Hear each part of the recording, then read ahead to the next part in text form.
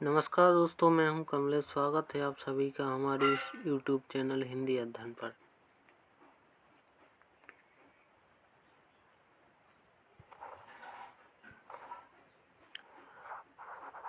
दोस्तों, हम सब अध्ययन कर रहे थे हिंदी व्याकरण का, जिसमें हमने समझा था हिंदी व्याकरण क्या होता है, वर्ण विचार, वर्ण क्या होता है, वर्णमाला क्या होती है, वर्णमाला के भाग, स्वर व्यंजन क्या होते हैं और स्वरों को वर्गीकरण समझ लिया था। चलिए आज आगे देखते हैं।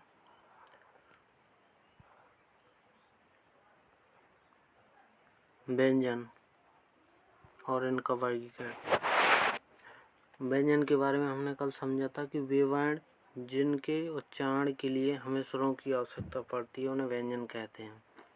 इनका वर्गीकरण। मुख्यतः व्यंजन 3 प्रकार के होते हैं: स्पर्श व्यंजन या वर्गीय व्यंजन, नंबर 2 अंतस्थ व्यंजन, इनको अर्धस्वर भी कहते हैं, नंबर 3 ऊष्म व्यंजन। तो इनको समझते हैं। स्पर्श व्यंजन वे व्यंजन जिनके उच्चारण में निकलने वाली वायु मुंह के अलग अलग स्थानों को स्पर्श करती हुई निकलती है, उन्हें स्पर्श व्यंजन या वर्गीय व्यंजन कहते हैं। अंतस्थ व्यंजन वे व्यंजन जिनके उच्चारण में वायु उच्चारण स्थान को नाममात्र का स्पर्श करती है, उन्हें अंतस्थ व्यंजन कहते हैं। इन्हें अर्धस्वर भी कहते हैं। विशेषकर या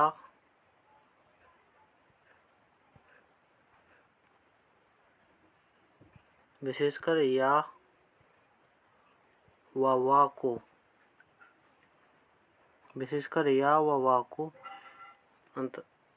अर्धस्वर कहते हैं। ऊष्म व्यंजन वे व्यंजन जिनके उच्चारण स्थान व जिह्वा के बीच घर्षण करती हुई वायु बाहर की ओर निकलती है, उन्हें ऊष्म व्यंजन कहते हैं। इन्हीं को संघर्षी व्यंजन कहते हैं। अब देखते हैं वर्गीय व्यंजन व अंतस्थ व्यंजन और ऊष्म व्यंजन कौन कौन होते हैं।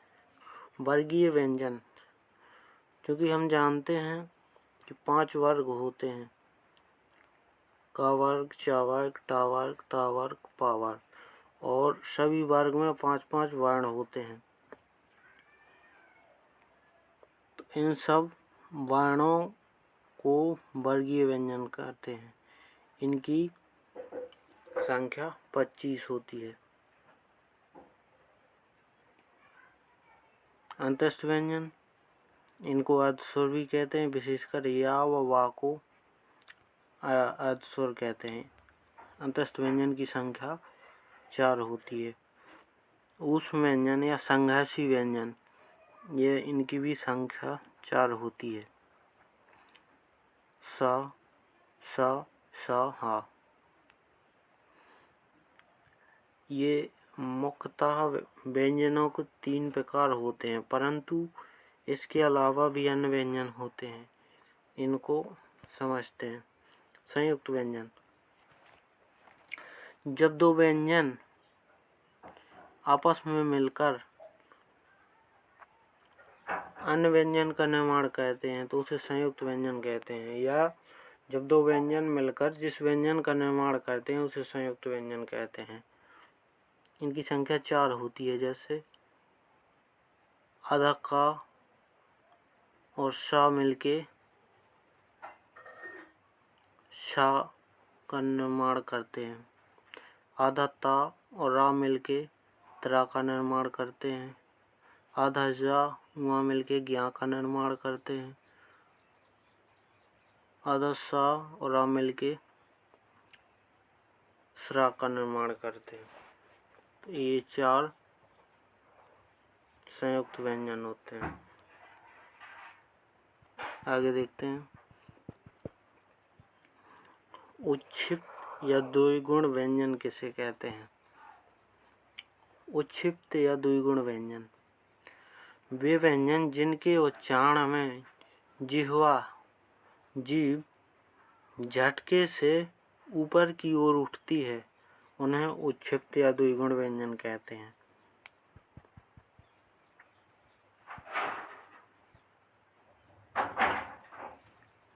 अब ये कौन कौन होते हैं?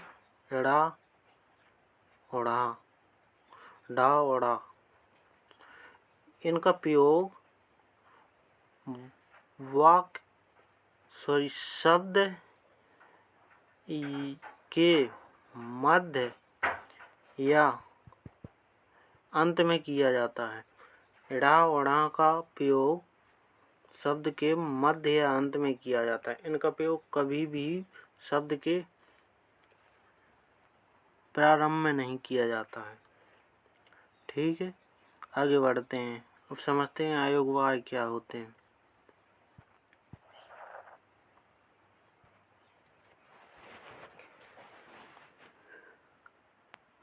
अयोगवाय अनुस्वार, अंग और विसर्ग आहा को अयोगवाय कहते हैं।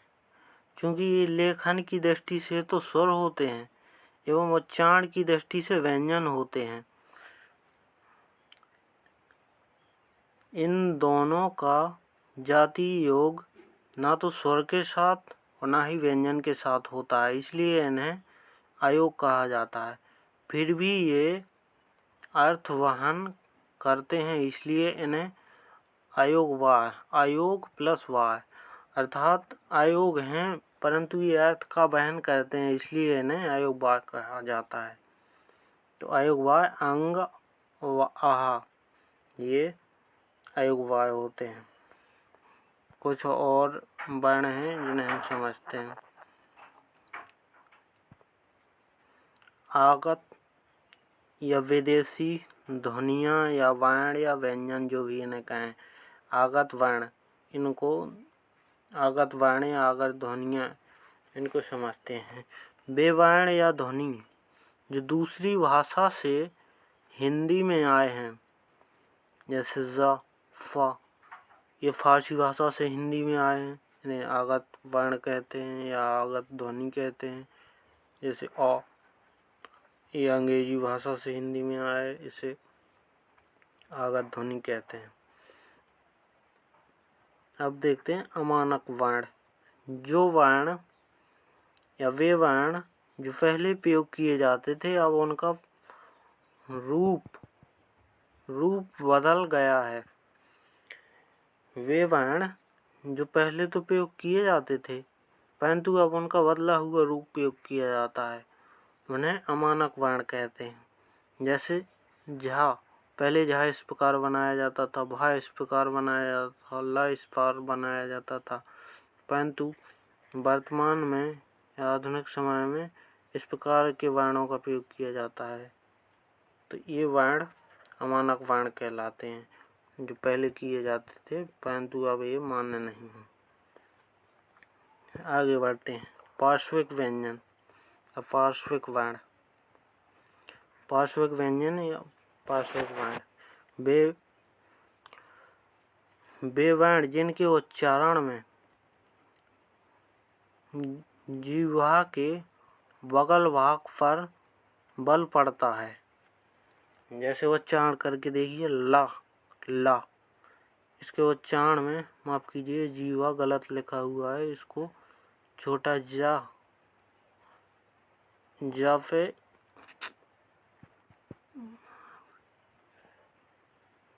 छोटी जी होती है, इसमें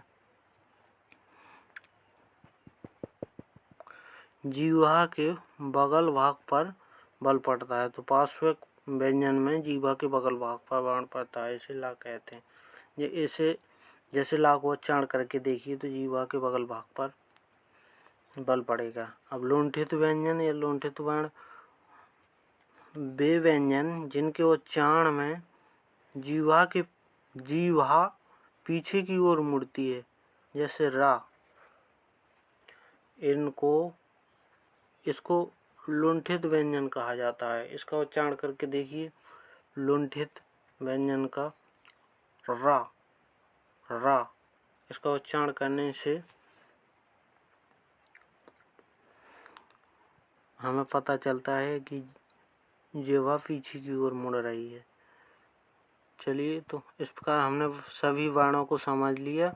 अब देखते हैं कुल वर्णों की संख्या 52 कैसे होती है।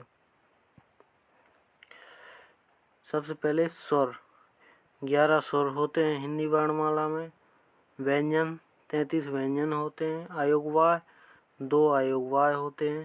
संयुक्त व्यंजन 4 छत्रक ज्ञ उस्या ये संयुक्त व्यंजन होते। उत्क्षिप्त वर्ण इड़ा अड़ा ये उत्क्षिप्त व्यंजन होते हैं। तो इस प्रकार 11, 33, 44, 2 46 और 4 50 और 2 52। इस प्रकार हिंदी वर्णमाला में कुल वर्णों की संख्या 52 होती है।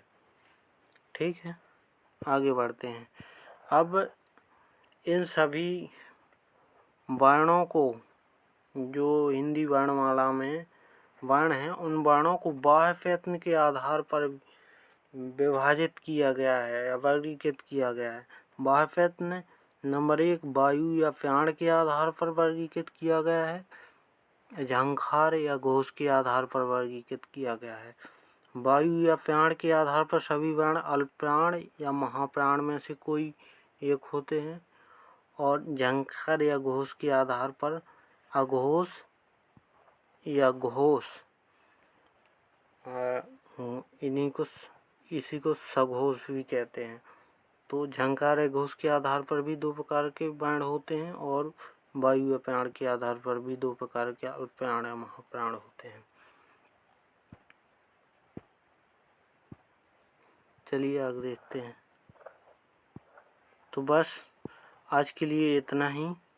आगे वीडियो में हम देखेंगे बाह्य प्रयत्न के आधार पर वर्णों के भेद, अल्पप्राण महाप्राण को समझेंगे। अघोष सघोष क्या होते हैं इसको समझेंगे। और वर्णों का उच्चारण स्थान क्या, कौन सा वर्ण का उच्चारण स्थान क्या होता है उसको समझेंगे। इस प्रकार ये वर्ण विचार हमारा टॉपिक समाप्त होगा और हम आगे बढ़ जाएंगे।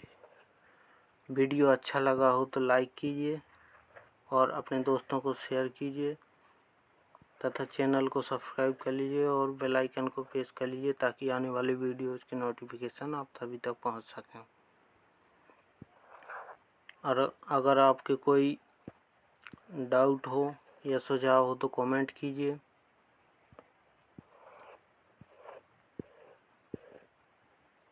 वीडियो को देखने के लिए आप सभी का धन्यवाद। भगवान करे आपका दिन शुभ हो।